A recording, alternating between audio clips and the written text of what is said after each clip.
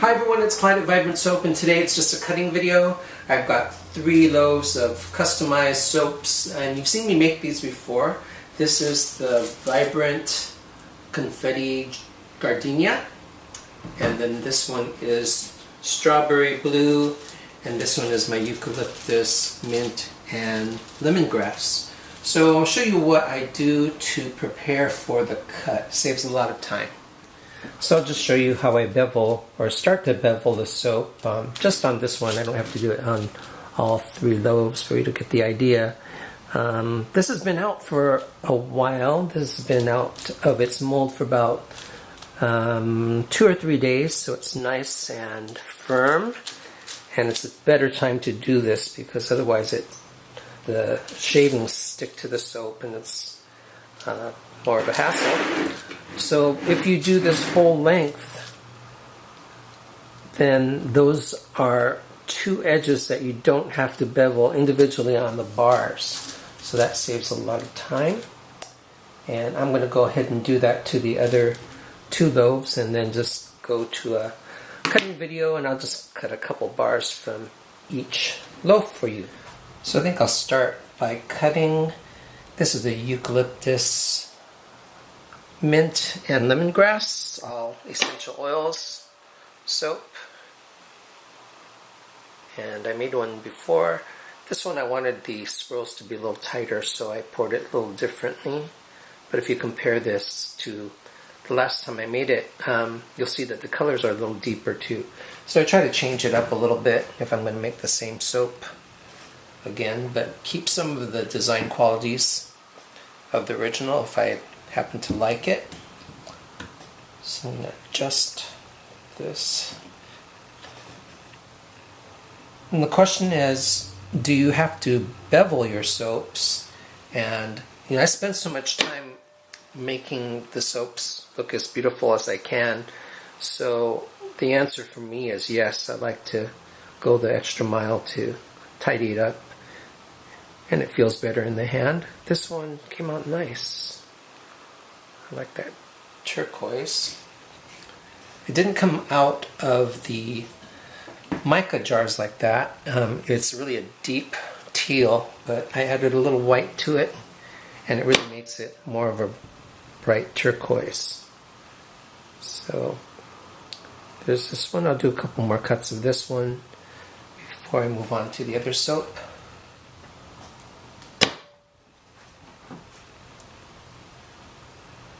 So notice that 2 of the edges are already beveled because I did the whole loaf. So that means I have 2 less edges to bevel, and that saves some time. And I'll show you that process in a bit. Let's do a couple more cuts of this one and get to the next one.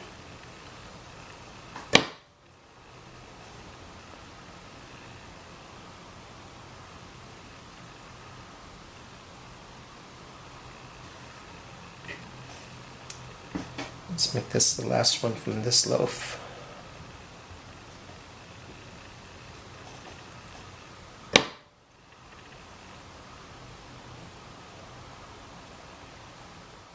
The other thing I think about is when I shrink wrap these soaps, there's one side of the shrink wrap that's just one sheet over the soap, and the other side is where it's all bound up. And I usually start looking for the better side.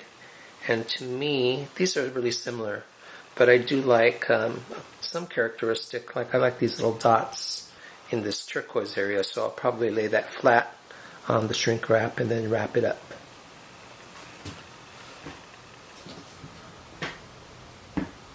Okay, one more from this one, and boy, it smells really good.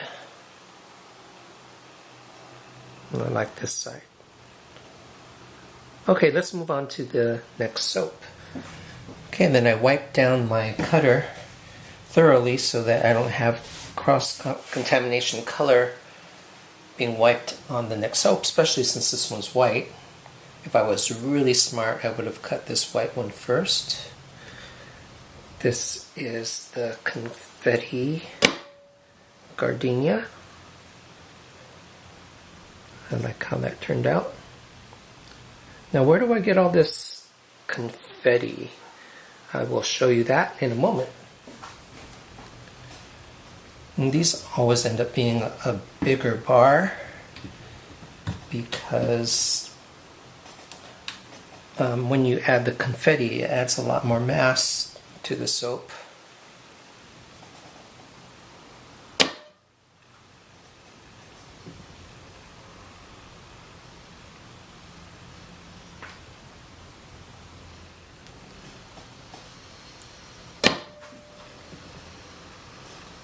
And again, you can see the beveled edge here and here, so all I have to do is bevel the edges that haven't been beveled yet. And this will be the last one. We'll get to the last loaf.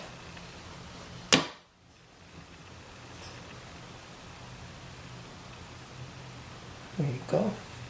Alright, let's move on to the next loaf.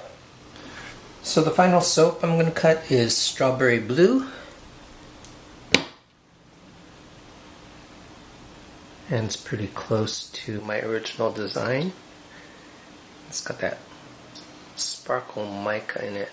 I hope you can see that in the green. And this one smells really good too. It's hard to find a good strawberry that doesn't brown the soap. I like that little area right in there. So I'm also getting my act together for to be a speaker at this year's conference in Las Vegas for the Handcrafted Soap and Cosmetic Guild. It's going to be in May 1 through the 3rd, and that'll be a lot of fun, making friends with a lot of nice soapers out there. So I can't wait to meet them again. And you can find more information if you go to soapguild.org. I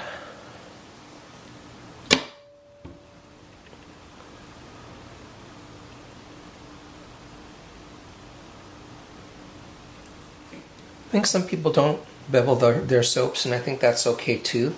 I think a lot of like the more rustic, simple soaps are just fine cut like this. So let me know in the comments whether you bevel your soap or not. I know one thing is I don't waste any of the beveled bits of soap, which I will show you what I do after I finish cutting this one.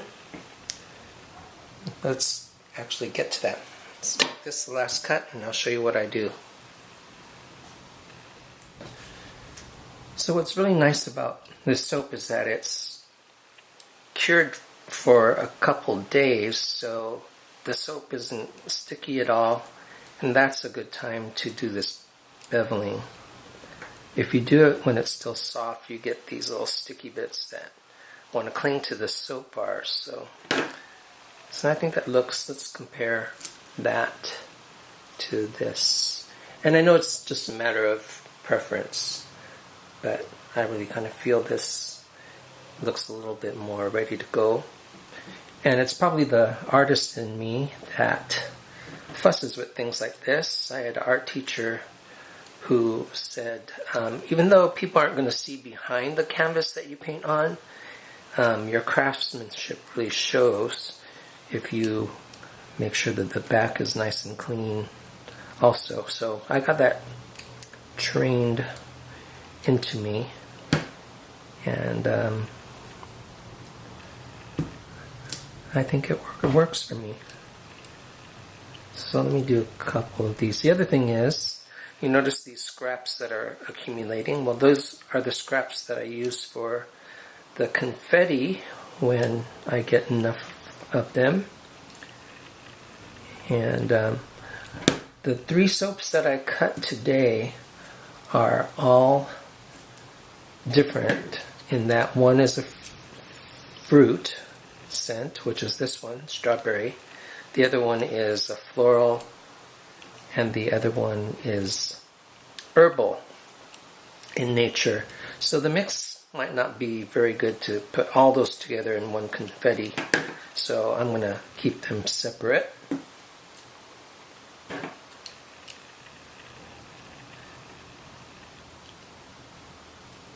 And so the soap scraps don't accumulate real fast if you keep them separate like that. And so when I have a bunch, that signals a time when I'm going to start making another confetti soap, so I don't waste anything. Alright, let me finish this up and just thank you for watching. I'll show you a picture of these soaps at the very end of the video, all cleaned up, 3 different types altogether. So thanks for watching again, and check out my making of lemon meringue pie. And I've got another food video coming up real soon, so I hope you'll watch that. And if you're only interested in the soap, don't watch the food ones. Spoiler alert. The food ones are about food, not soap. Okay, see you all later. Thanks for watching. Bye.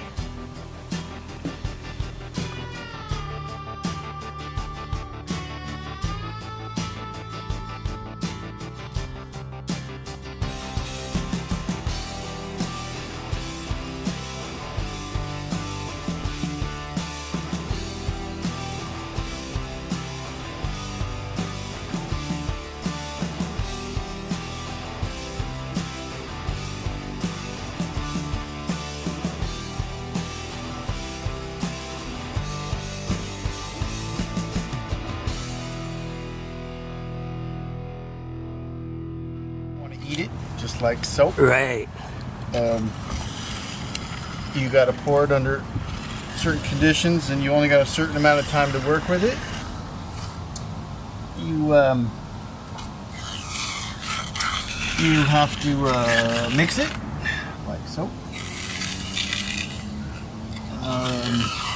If it's not quite set up yet, you can't work with it either, right? Right. Like right now, I'm just getting it into the general height and shape and texture, but really,